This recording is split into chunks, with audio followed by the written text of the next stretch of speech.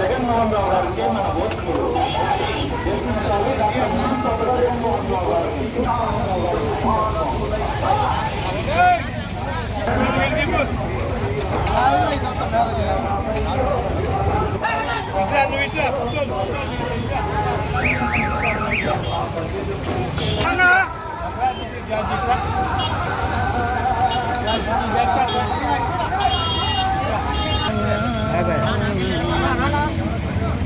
ఉండు ఉండు కదిగా కదిగా తిరగండి ఇటు తిరగండి ఇటు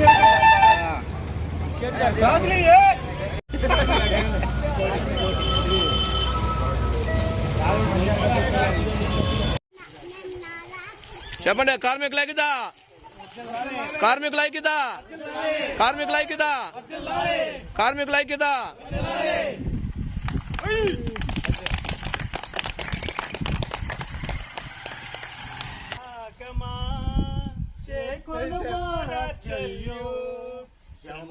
శ్రమజీవులకేతనమా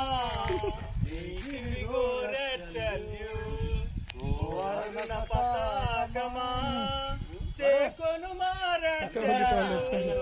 శ్రమజీవులకేతనమా రెడ్ సల్యూట్ సల్యూట్.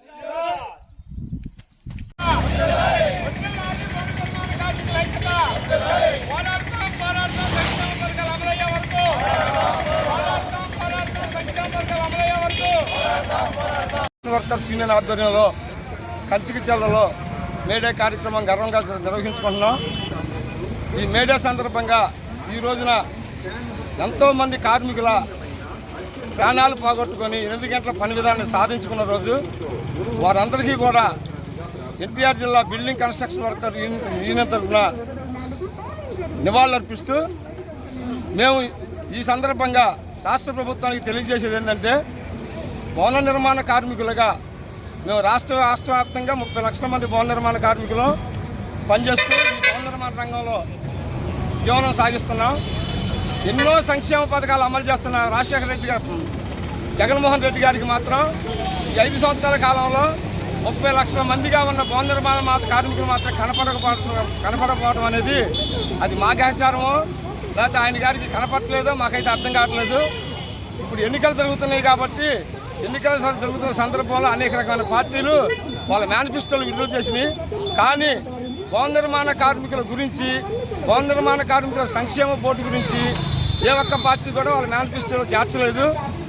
రాజకీయంగా వాళ్ళ భాషలో చెప్పాలంటే రాష్ట్ర వ్యాప్తంగా 30 లక్షల మంది ఉన్న భవన నిర్మాణ కార్మికులు ఇంటికి 3 ఓట్లు చొప్పున వేసుకుంటే 90 లక్షల మంది ఆంధ్ర రాష్ట్రంలో ఉన్నారు. 5 కోట్ల జనాభాలో 5 భాగాలు చేస్తూ 1 భాగం భవన నిర్మాణ కార్మికులు ఉన్నారు. అటువంటి కార్మికులకి సంక్షేమ పథకాలు అమలు చేయకుండా ఈరోజు రాష్ట్ర వ్యాప్తంగా 32,32,000 మంది కార్మికులు ఈ 5 సంవత్సరాల్లో కాళ్ళు ఇరిగి చేతులు ఇరిగి చనిపోయి డెలివరీలు అయ్యి వాళ్ళకి ఆర్థిక సహాయం నష్టపరిహారాలు అందక వాళ్ళ మీద ఆధారపడ్డ కుటుంబాలు రోడ్లు పడి నానా ఇబ్బందులు పడుతుంటే ఎన్నికలు వచ్చిన సందర్భాల్లో కూడా భవన నిర్మాణ కార్మికులు ఎవరనేది కూడా పట్టించుకోకుండా పోవటం, ఈ పార్టీలకు ఉన్న పరిస్థితి ఏంటో నాకు అర్థం కావట్లేదు. భవన నిర్మాణ కార్మికుల గ్రహచారం మాకు అర్థం కావట్లేదు. ఇప్పటికైనా సరే భవన నిర్మాణ కార్మికుల సంక్షేమ బోర్డు అమలు చేయాలి. సంక్షేమ పథకాలన్నీ కూడా 5 సంవత్సరాలుగా పెండింగ్లో ఉన్న నష్టపరిహారాలన్నీ కూడా ఇవ్వాలి. అలా ఇయ్యని పక్షంలో మా యొక్క గురించి భవన నిర్మాణ కార్మికుల గురించి మేనిఫెస్టోలో చేర్చకపోతే రాబోయే ప్రభుత్వాలకి ఏ రకంగా బుద్ధి చెప్పాలనేది భవన నిర్మాణ కార్మికులందరికీ తెలుసని ఈ సందర్భంగా మేము రాష్ట్ర ప్రభుత్వానికి డిమాండ్ చేస్తున్నాం.